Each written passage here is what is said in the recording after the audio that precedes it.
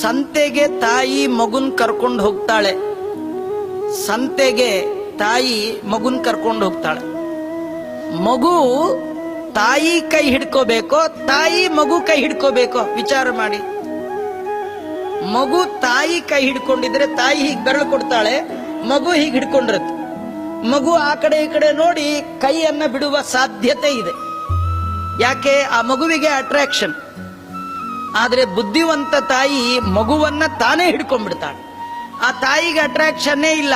ಏನೇನ್ ನೋಡಿದ್ರು ಇಂಥದ್ದು ಎಷ್ಟು ನೋಡಿದಿನೋ, ಸಂತೆಲ್ ನೀ ತಪ್ಪಿಸ್ಕೋಬೇಡ ಅಂತ ಮಗುನ ಹಿಡ್ಕೊಂಡು ಹೋಗ್ತಾಳೆ.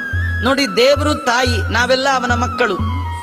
ದೇವರ ಕೈ ನಾವ್ ಹಿಡಿದ್ರೆ ನೋ ಯೂಸ್. ಯಾವ ಹೆಂಡತಿ ನೋಡಿ ಬಿಟ್ಬಿಡ್ತೀವೋ, ದುಡ್ಡನ್ನ ನೋಡಿ ಬಿಟ್ಬಿಡ್ತೀವೋ, ಮನೆ ನೋಡಿ ದೇವ್ರನ್ನ ಬಿಟ್ಬಿಡ್ತೀವೋ, ಊಟ ತಿಂಡಿ ನೋಡಿ ಬಿಟ್ಬಿಡ್ತೀವೋ, ಏನ್ ನೋಡಿ ದೇವ್ರನ್ನಂತೂ ಬಿಟ್ಟೇ ಬಿಡೋದು ಜಾಸ್ತಿ. ಆದ್ರೆ ದೇವರು ನಮ್ ಕೈ ಹಿಡಿಬೇಕು. ಹಿಡಿದ್ರೆ ಜನ್ಮ ಜನ್ಮದಲ್ಲಿಯೂ ಬಿಡೋದಿಲ್ಲ. ಏಸು ಜನ್ಮ ಬಂದರೇನು, ದಾಸನಲ್ಲವೇನೋ ನಾನು, ಘಾಸಿ ಮಾಡದಿರೋ ಇನ್ನು ವಾಸುದೇವನೇ. ನಾವು ನಮ್ಮ ಜೀವನದಲ್ಲಿ ದೇವರನ್ನ ಹಿಡಿಯುವ ಪ್ರಯತ್ನ ಬೇಡ. ದೇವರು ನಮ್ಮನ್ನ ಹಿಡಿಯಬೇಕಾದ್ರೆ ನಾವು ಹೇಗಿರ್ಬೇಕು ಅದನ್ನ ತಿಳ್ಕೊಳ್ಳಿ. ನೀವು ದೇವರನ್ನ ಹಿಡಿದ್ರೆ ಬಿಡುವ ಸಾಧ್ಯತೆ ಇದೆ. ದೇವರು ನಮ್ಮನ್ನ ಹಿಡಿಬೇಕು. ಅವನು ಹಿಡಿದ್ರೆ ಬಿಡೋದೇ ಇಲ್ಲ. ಅವನು ನಮ್ಮನ್ನ ಹಿಡಿಬೇಕಾದ್ರೆ ನಾವು ಹೇಗಿರ್ಬೇಕು ಅದನ್ನ ವಾದಿರಾಜ ಹೇಳ್ತಾರೆ. ದೇವರೇ ನಿಮ್ಮ ಹತ್ರ ಬರಬೇಕಾ? ದೇವರ ಹತ್ರ ನೀವು ದೇವರಾಣೆ ಹೋಗಕ್ಕಾಗಲ್ಲ. ಯಾಕಂದ್ರೆ ದೇವರು ಮನ ವಚನಕ್ಕೆ ಅತಿ ದೂರ. ಯಥೋ ವಾಚೋ ನಿವರ್ತಂತೆ ಅಪ್ರಾಪ್ಯ ಮನಸಾತ.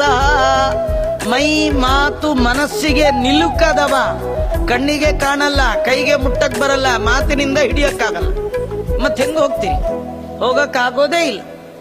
ಅವನೇ ಹತ್ರ ಬಂದ್ರೆ ಉಂಟು, ಇಲ್ದೇ ಇದ್ರಿಲ್ಲ. ಅವನು ನಿಮ್ಮ ಹತ್ರ ಬರ್ಬೇಕಾದ್ರೆ ಏನ್ ಮಾಡ್ಬೇಕು? ಅದಕ್ಕೆ ವಾದಿರಾಜರು ಹೇಳ್ತಾರೆ, ಏ ವೈ ವಿಠಲ ಸೇವಕಾ. ಯಾರು ಭಗವಂತನ ಸೇವೆ ಮಾಡ್ತಾರೆ ಅವ್ರ ಹತ್ರಕ್ಕೆ ದೇವರೇ ಬರ್ತಾರೆ.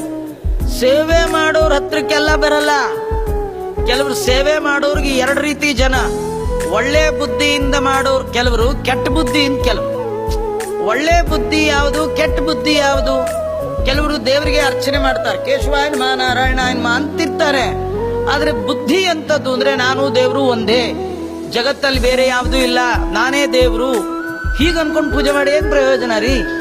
ಇನ್ ಕೆಲವರು ದೇವ್ರದನ್ನ ಎಷ್ಟು ಹೊಡೆಯಕ್ ಸಾಧ್ಯ ಇದೆ ಅಂತ ದೇವ್ರನ್ನ ಹಿಡಿದಿರ್ತಾರೆ. ದೇವ್ರದೇ ಹೊಡೆದು ಬಿಡೋದು, ದೇವ್ರದೇ ಸಂಪತ್ತು ತಿಂದು ಹಾಕ್ಬಿಡೋದು. ಕೆಟ್ಟ ದುರ್ಬುದ್ಧಿಯಿಂದ ಭಗವಂತನ ಆರಾಧನೆ. ಕೆಲವರು ಹೆಸರಿಗಾಗಿ ಆರಾಧನೆ, ಕೆಲವರು ಹೊಟ್ಟೆ ಹೊರಿಲಿಕ್ಕೋಸ್ಕರ ಆರಾಧನೆ. ಇದ್ಯಾವ್ದು ಮಾಡಿದ್ರೆ ಯಾವುದು ಒಳ್ಳೇದಲ್ಲ. ಶುಭ ದಿಯ, ಒಳ್ಳೆ ಬುದ್ಧಿಯಿಂದ ದೇವರ ಸೇವೆ ಮಾಡ್ಬೇಕಂತ ಅಲ್ಲ. ಒಳ್ಳೆ ಬುದ್ಧಿ ಅಂದ್ರೆ ಯಾವ್ದು? ಕೆಟ್ಟದ್ದನ್ನ ಹೇಳ್ಬೇಡಿ, ಅವೆಲ್ಲ ನಮ್ಗೆ ಗೊತ್ತೇ ಇದೆ ಆಚಾರ್ಯ. ಒಳ್ಳೇದ್ ಹೇಳಿ. ಒಳ್ಳೇದ್ ಯಾವ್ದು ಗೊತ್ತಾ? ದೇವರ ಪಾದವನ್ನ ಗಟ್ಟಿ ಹಿಡಿಬೇಕಂತೆ. ಹಿಡಿದು ಏನು ಬೇಡಬಾರ್ದು, ಏನು ಬೇಡದೆ ಕೇವಲ ಭಗವಂತ ನೀನು ಪ್ರೀತನಾಗು ಅಂತ ಇಷ್ಟೇ ಯಾರು ಬೇಡ್ತಾರೆ, ಇದು ಒಳ್ಳೆ ಬುದ್ಧಿ. ನೋಡಿ, ಪುಟ್ಟ ಮಗುವಿಗೆ ತಾಯಿ ಹಾಲು ಕುಡಿಸ್ತಾಳೆ. ಹಾಲು ಕೊಡುವ ತಾಯಿಯ ಮನಸ್ಸಿನಲ್ಲಿ ಏನ್ ಭಾವನೆ ಇರುತ್ತೆ? ಈ ಮಗು ದೊಡ್ಡದಾಗ್ಲಿ, ಒಳ್ಳೆ ಸಾಫ್ಟ್ವೇರ್ ಇಂಜಿನಿಯರ್ ಆಗ್ಲಿ, ಇದು ತರೋ ಸಂಬಳ ನನಗ್ ಕೊಡ್ಲಿ ಅಂತಿರುತ್ತಾ? ಏನೇನಿಲ್ಲ. ಒಂದೇ ತಾಯಿ ಭಾವನೆ, ಮಗು ಹೊಟ್ಟೆ ತುಂಬಲಿ, ಚೆನ್ನಾಗಿ ಆರೋಗ್ಯವಾಗಿ. ಬಿಟ್ಟಿನ್ನೇನಾರಿದೆಯಾ? ಹಾಗಾದ್ರೆ ನೀವು ಅಷ್ಟೇ, ಮಕ್ಕಳು ಭಗವಂತನನ್ನ ಆರಾಧನೆ ಮಾಡುವಾಗ ಏನನ್ನಾದ್ರೂ ಕೇಳಿದ್ರೆ ಕೆಟ್ಟ ಬುದ್ಧಿ ನಿಮ್ಗೆ. ಏನು ಕೇಳಲಿಲ್ಲ, ದೇವರೇ ನೀನು ಪ್ರೀತನಾಗು ಅಷ್ಟೇ. ನಿಂದೇ ಎಲ್ಲ, ನಂದೇನಿದೆ ಕೊಡ್ಲಿಕ್ಕೆ? ನಂದೇನದು ಸ್ವಾಮಿ? ನಿಂದೇ ಇದೆಲ್ಲ, ನಿಂದನ್ನೇ ನಿನಗ್ ಕೊಟ್ಟು ನಂಗ್ ಕೊಡು ಅಂತ ನಾನ್ ನಿನ್ನನ್ನು ಏನ್ ಕೇಳಲಿ ಸ್ವಾಮಿ? ಹಾಗಾದ್ರೆ ಒಂದು ನಾ ಕೇಳೋಲ್ಲ, ಕೇವಲ ನೀನು ಪ್ರೀತನಾದರೆ ಸಾಕು ಅಂತ ಯಾರು ಭಗವಂತನ ಆರಾಧನೆ ಮಾಡ್ತಾರೆ, ಅದು ಶುಭ ಬುದ್ಧಿ, ಒಳ್ಳೆ ಬುದ್ಧಿ. ಅದನ್ನ ವಾದಿರಾಜರು